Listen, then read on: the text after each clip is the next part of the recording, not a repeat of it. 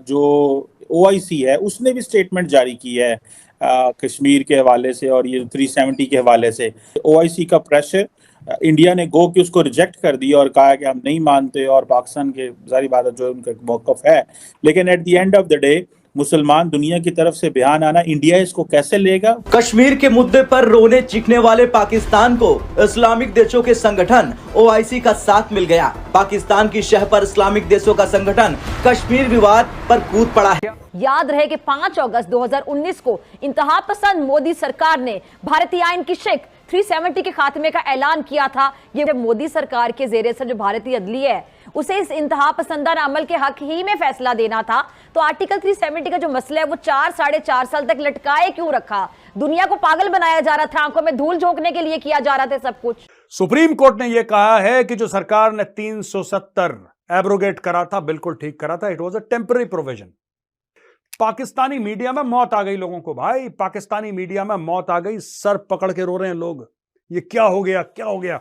कोई कहता है जिहाद फी सबीलिल्लाह, चढ़ जाओ घोड़े पे और तलवार लेके लाल किले के ऊपर सब्ज हिलाली परचम इंशाअल्लाह। क्या आप जंग से मकबूजा कश्मीर को आजाद करा सकते हैं? आपके तमाम बड़े इस्लामी मुल्कों ने वो नरेंद्र मोदी के बिजनेस पार्टनर हैं और सारे सिविलियन अवार्ड उनको दे चुके हैं। आपके पाकिस्तान में तो मातम छाया हुआ होगा। हर 5 अगस्त को आपके यहाँ ब्लैक डे मनाया जाता है, आपके यहाँ छाती पीटी जाती है, आपके यहाँ विधवाओं की तरह रोया जाता है पाकिस्तान में। तो अब तो ये परमानेंट हो गया होगा आप लोगों के यहाँ, आपके यहाँ भी स्टैंप लग गया होगा कि भाई अब आप तो 2 साल में 2 बार मातम करना पड़ेगा। पहले तो 5 अगस्त को करना पड़ेगा और फिर 11 दिसंबर को करना पड़ेगा, क्योंकि पाकिस्तान के शहर कश्मीर की जिस पर भारत गुज़श्ता 7 दहाइयों से जुल्म सितम के पहाड़ तोड़ता आया है। सरजमीन चिनार से कभी जवान लाशें उठते हैं, कभी बच्चों पर पैलेट गन से फायरिंग की जाती, लेकिन नाम नेहाद मुहज्जब अक़वाम कभी मासूम कश्मीरियों के लिए आवाज नहीं उठाती। और आज एक मर्तबा फिर भारत की जानिब से कश्मीरियों के हक पर डाका डाला गया। भारतीय सुप्रीम कोर्ट ने मकबूजा कश्मीर की खुसूसी हैसियत बहाल करने से मुतालिक दरख्वास्तें मुस्तरद कर दी। चाहे उससे पहले रशियन ऑयल की बात हो या किसी कंट्री के साथ बात हो, उन्होंने ना कभी अमेरिका की बात सुनी ना किसी और की। तो एक रिमार्केबल ये जो आपने अभी बात की है, लेकिन ये पहली दफा नहीं हुआ। उसकी वजह ये है, मैं मिसाल देना चाहूंगा। सारी दुनिया का आप और मैं बैठ के बात कर रहे हैं कि भारतीय diaspora is the strongest diaspora in Washington DC. Ultimately ये अमेरिकन के लिए भी कुछ के लिए कंसर्न होना ही है। बल्कि कि अगर भारत ने यूक्रेन पर कब्जा किया होता और इसकी खसूसी हैसियत खत्म की होती तो फिर दुनिया का रद्द अमल देखते, क्योंकि वहाँ उन मफादात हैं दुनिया के, वहाँ बहुत सारे, एक तरफ रूस है, एक तरफ पूरी दुनिया है। अदलिया का काम तो गैर जानिबदार फैसले करना होता है, लेकिन अब ऐसा लग रहा है कि भारतीय अदलिया में अदल का कोई तस्वुर ही नहीं है। वो मोदी सरकार की बकायदा आला कार साबित हो रही है। अब ये जो आज भारत की सुप्रीम कोर्ट ने कश्मीर की खुसूसी आईनी हैसियत के मामले पर फैसला सुनाते हुए कहा है कि आर्टिकल 370 आइन की आरिजी शिक थी। क्या समझ आ रही है जालिमाना फैसले पर आपको? नमस्कार दोस्तों, जैसा कि आप सबको पता है, भारत ने 370 हटा दिया है कश्मीर से, जिसकी वजह से पाकिस्तान बहुत ज़्यादा बौखलाया हुआ था।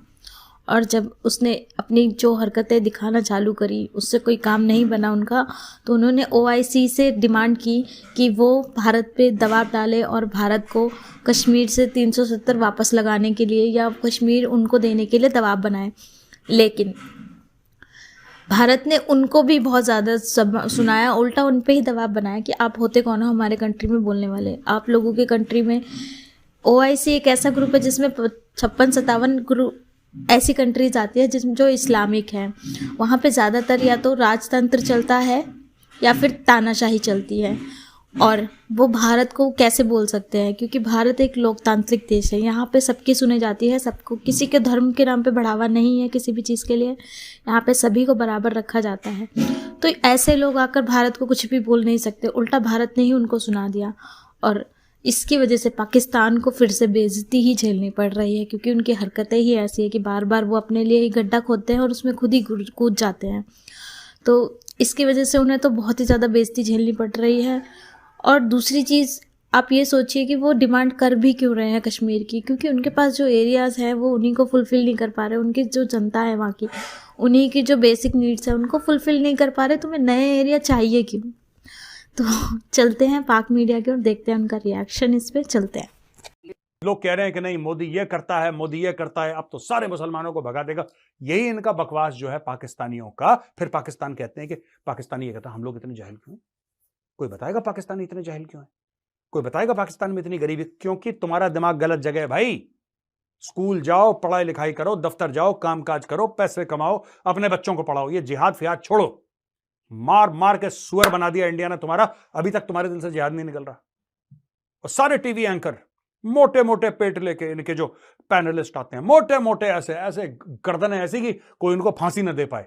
ठीक है, क्योंकि फांसी के अटकने के लिए जगह चाहिए ना। ये बिल्कुल ऐसे गले, बिल्कुल सट से ऊपर फंदा निकल जाएगा अगर किसी ने फांसी दी उसको। इतने मोटे मोटे कोरमा खा खा के। ठीक है, कोई मुंह में बिरयानी डाल रहा है, नाक में कोरमा डाल रहा है, इधर मिठाई डाल रहा है, पता नहीं क्या कहां क्या क्या डाल रहा है। अच्छा, उसके बाद ये कहते हैं कि नहीं 370 किस तरीके से उन्होंने सुप्रीम कोर्ट ने अपहेल्ड करा इसका एब्रोगेशन, ये बिल्कुल गलत है, ये वो हम ये कर देंगे वो कर देंगे।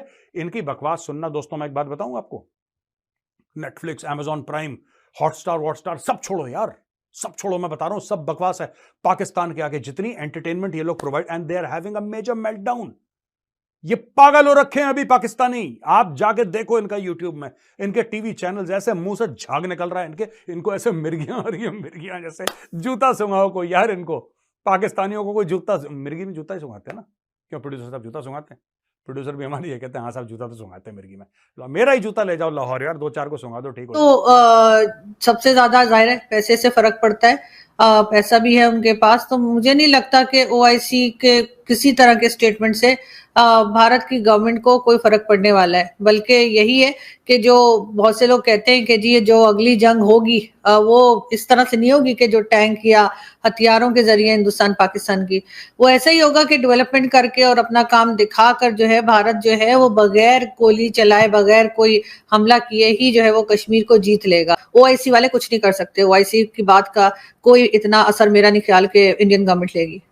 मैडम, पाकिस्तान का मौकफ इसमें ये आया था कि जो पाकिस्तान के फॉरेन मिनिस्टर ने भी दिया था कि कश्मीर एक डिस्प्यूटेड टेरिटरी है, ये यूएन सिक्योरिटी काउंसिल के एजेंडे पे रही है 70 साल।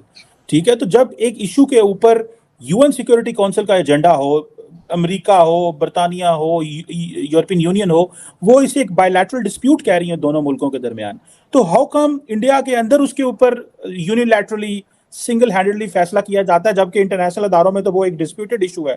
सो डू यू थिंक कि इंटरनेशनल अदारों की अहमियत खत्म हो गई है, भारत उनको उनकी परवाह नहीं करता, या कि आप समझती हैं कि पाकिस्तान का केस क्योंकि इंटरनेशनली कमजोर हुआ है तो इसलिए भारत ने इंटरनेशनल जो लॉज है उनकी वायलेशन करते हुए उसको जो डोमेस्टिकली अपने हक में कर लिया? सर, पाकिस्तान का केस भी कमजोर हुआ है। पाकिस्तान की सारी इकोनॉमी जहां चली गई और पाकिस्तान की जो हालत हुई बीच में, तो बिल्कुल ऐसा लग रहा था कि बहुत ज्यादा हालत खराब है। तो वो सब देखते हुए पाकिस्तान की कोई बात सुनता भी नहीं है और कोई सुनना चाहता भी नहीं है। अगर बेशक सही भी कह रहे हो तो लोग उनकी बात को कोई अहमियत नहीं देते। इसीलिए जो है वो मुझे नहीं लगता कि इंडिया को किसी तरीके से भी प्रेशराइज किया जा सकेगा या कर पाएंगे पाकिस्तान की तरफ से कि जी आप जो है वो कश्मीर हमें दे दें, जो हम कहते रहते हैं ना कि जी हमारी शहर अग है। तो इस तरह की कोई बात मुझे तो नहीं लगती। इसलिए कि अगर आपने कोई बात लेके जानी, बहुत बार गए सर यूनाइटेड नेशन में, तो नवाज शरीफ भी जाते रहे हैं, इमरान खान भी जाते रहे हैं, जो प्राइम मिनिस्टर आता है वो वहां जाके कश्मीर कश्मीर करता है, लेकिन होता क्या है, कोई फर्क नहीं पड़ता। करते ना अभी क्या, आगे 200 साल और करते ना, कुछ नहीं होने वाला।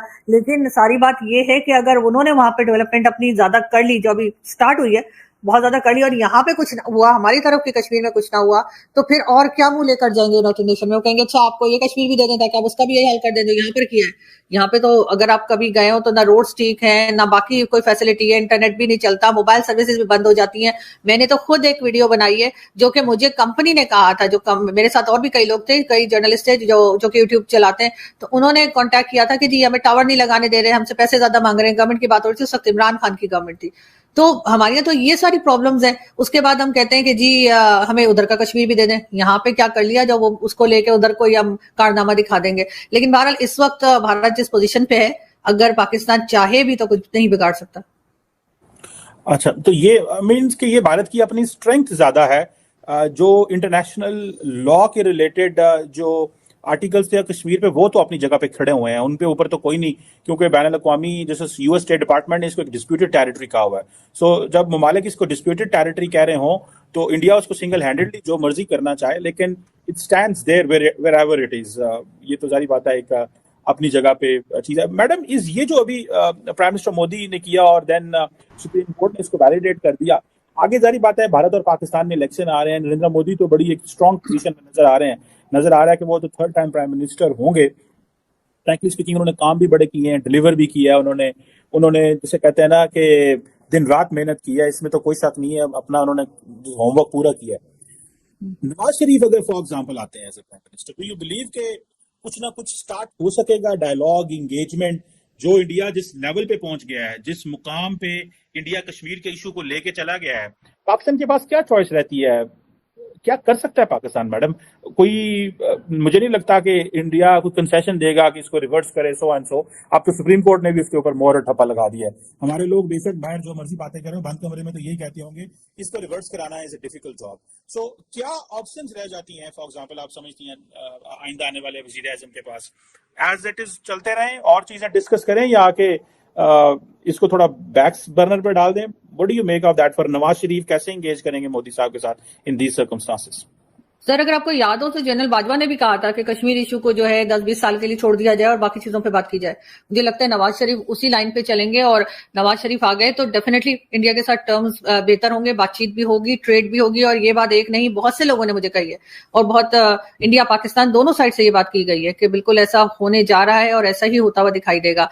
उसके लिए जो उन्होंने कहा था डॉक्टर जयशंकर और दूसरे मिनिस्टर जो कह रहे थे कि टेररिज्म को रोकना होगा, तो पाकिस्तान वो भी रोकेगा। और अभी भी कहीं ना कहीं यही कोशिश जारी है कि टेररिज्म को कम किया जाए या रोका जाए किसी तरीके से। उसके बाद नवाज शरीफ साहब की और मोदी जी की आई डोंट नो कि क्या केमिस्ट्री है, लेकिन दोनों की जो है बड़ी बनती है, और कहीं ना कहीं जाकर लगता है ऐसा ही है। क्योंकि अभी भी जब नवाज शरीफ साहब वापस आए तो उन्होंने बड़ी रिस्पेक्टफुली जो है वाजपेयी साहब की और मोदी जी का नाम लिया। उन्होंने बाकायदा दोनों के नाम के साथ साहब लगाया कि वो साहब आए हमारे यहाँ।